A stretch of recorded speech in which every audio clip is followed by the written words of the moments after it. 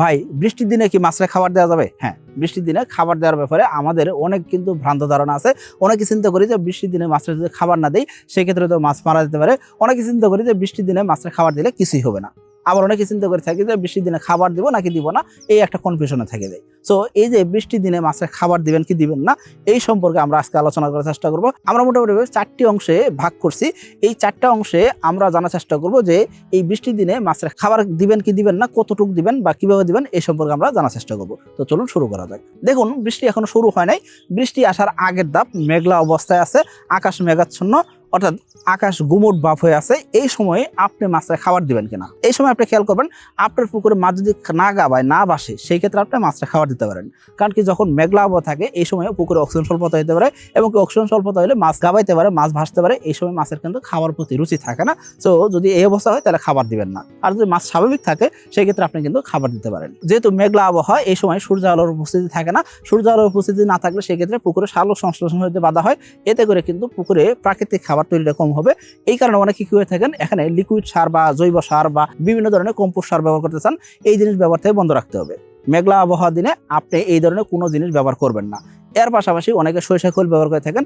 বৃষ্টির দিনে বা মেঘলা আবহাওয়াতে এইসব জিনিস ব্যবহার করা থেকে বিরত থাকতে হবে, এবং কি জাল টানা থেকেও বিরত থাকতে হবে। তাহলে আপনি বলতে পারেন, ভাই খাবার কি দিব কি দিব না? যদি বৃষ্টি এখন আসে নাই, মেঘলা আবহাওয়া, এই সময় আপনি মাছরা খাবার দিতে পারেন। যদি আপনার মাছ না গাবায় না বাসে, স্বাভাবিক যদি থাকে, সেক্ষেত্রে আপনি মাছরা খাবার দিতে পারেন। তবে খাবারটা কতটুকু দিবেন, খাবার মাছের চাহিদা অনুযায়ী দিবেন। বডি পার্সেন্টেজ হিসাব করে খাবার দিবেন না, কারণ কি এই সময়টায় মাছের খাবার চাহিদা কম থাকতে পারে। 2026 সালের এসে তেলাপিয়া পোনার দাম নির্ধারণ করা হয়েছে প্রতি পিস 1 টাকা 45 পয়সা করে। তাহলে আর দেরি কেন, আজই এসে তেলাপিয়া পোনার অর্ডার করুন এবং প্রায় 0% মৃত্যু হারে পোনা ডেলিভারি গ্রহণ করুন। আমরা মেঘলা আবহাওয়া নিয়ে আলোচনা করছি। যদি বৃষ্টি হয়, বৃষ্টি রানিং আছে, এই সময় আপনি কি করবেন? যদি রানিং বৃষ্টি থাকে, মুষলধারে বৃষ্টি হচ্ছে, অনেক বৃষ্টি হচ্ছে, এই সময় আপনার মাছের খাবার দেওয়ার কোনো দরকার নাই। যে কোনো মাছ, ছোট বড় যে কোনো মাছ হোক না কেন, খাবার দেওয়ার কোনো দরকার নাই। বৃষ্টির সময় আমরা খাবার বন্ধ রাখবো। এখন আপনি বলতে পারেন, যদি খাবার দেই, খাবার দিলে অনেক সময় কিছু সমস্যা তৈরি হতে পারে, এই জন্য আমরা খাবারটা বন্ধই রাখবো। একবেলা খাবার না দিলে বা একদিন খাবার না দিলে, 2 দিন খাবার না দিলে মাছের কোনো সমস্যাই হবে না। আশা করি আপনাকে বুঝতে পারছি। এখন আপনি বলতে পারেন, ভাই বৃষ্টির সময় আমরা খাবার কেন দিব না? বৃষ্টির সময় খাবার এই জন্য দিবেন না, আপনার পুকুরে পানিতে অক্সিজেন স্বল্পতা হতে পারে, এই জন্য আপনি খাবার দিবেন না। বৃষ্টির সময় আপনার পুকুরে পানি গুলা হয়ে যেতে পারে। যদি গুলা হয়ে যায়, সেক্ষেত্রে পুকুরে অক্সিজেন স্বল্পতা হয়, এই জন্য আপনি মাছের খাবার দেওয়া বন্ধ রাখবেন। অক্সিজেন স্বল্পতা হলে মাছের খাবার প্রতি রুচি থাকে না বা আগ্রহ থাকে না, এই সময় খাবার দিলে মাছ খাবার খাবে না।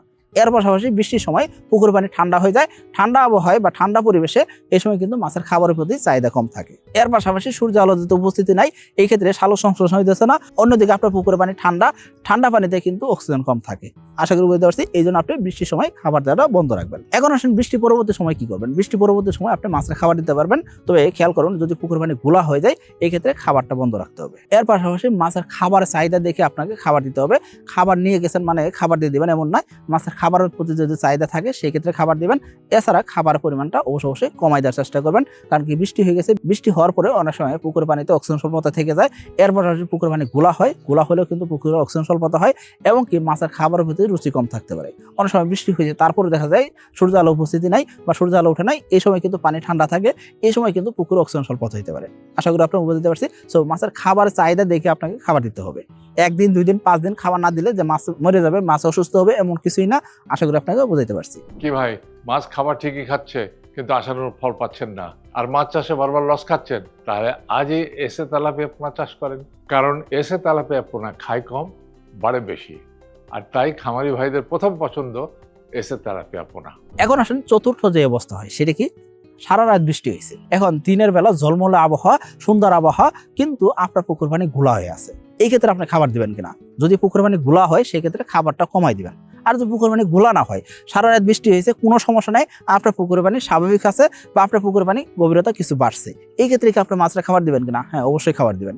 এই ক্ষেত্রে খাবার দিতে কোনো সমস্যা নাই, এবং কি কোনো প্রকার সমস্যা তৈরি হবে না। আশা করি আপনাকে বুঝতে পারছি। সো এই কাজগুলো যদি আপনি করতে পারেন, তাহলে আশা করি আপনার মাছ চাষে কোনো সমস্যা তৈরি হবে না।